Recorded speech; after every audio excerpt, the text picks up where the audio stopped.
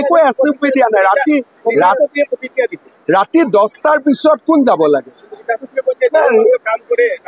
নাই ৰাতি 10টাৰ পিছত অসমত কোনো কামাখ্যা মন্দিৰতো নাযায়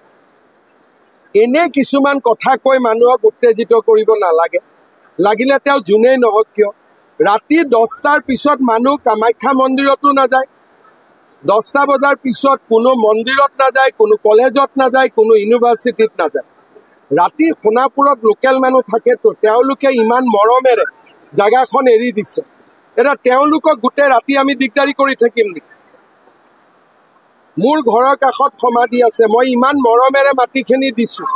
এটা তেওঁলোকক গোটেই ৰাতি আমি কষ্ট দি থাকিম নেকি গতিকে এইটোতো মানুহে বুজিব লাগিব যে তাত কাষত ওচৰ চুবুৰীয়াও আছে এনে আৰু মানুহক উত্তেজিত কৰিব খুজিলেইতো নহ'ব ইয়াতে যে জুবিন গাৰ্গক যে সমাধি ক্ষেত্ৰ কৰিলে আৰু আপোনালোকৰ কিবা অসুবিধা হৈছে নেকি কিবা তেনেকুৱা অসুবিধাৰ সন্মুখীন হৈছে নেকি আপোনালোক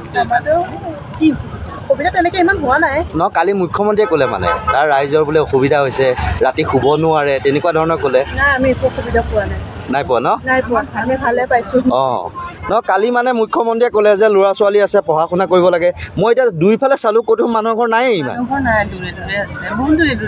অঁ আৰু আপোনালোকৰ কিবা অসুবিধা হৈছে নেকি ভালো লাগিছে আমাৰ ওচৰতে হোৱাৰ কাৰণে ওচৰত গাঁৱে নাই অলপ দূৰে দূৰে মানে ইয়াৰ পৰা বহুত দূৰলৈকে গাঁৱেই নাই নেকি দেখিছেচোন আপুনি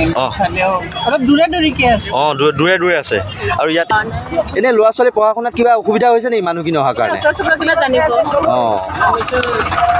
তথাপি এইখিনি ওচৰ পাজৰে মানুহেই নাই নেকি তেনেকুৱা বহুত আগত আছে ন অঁ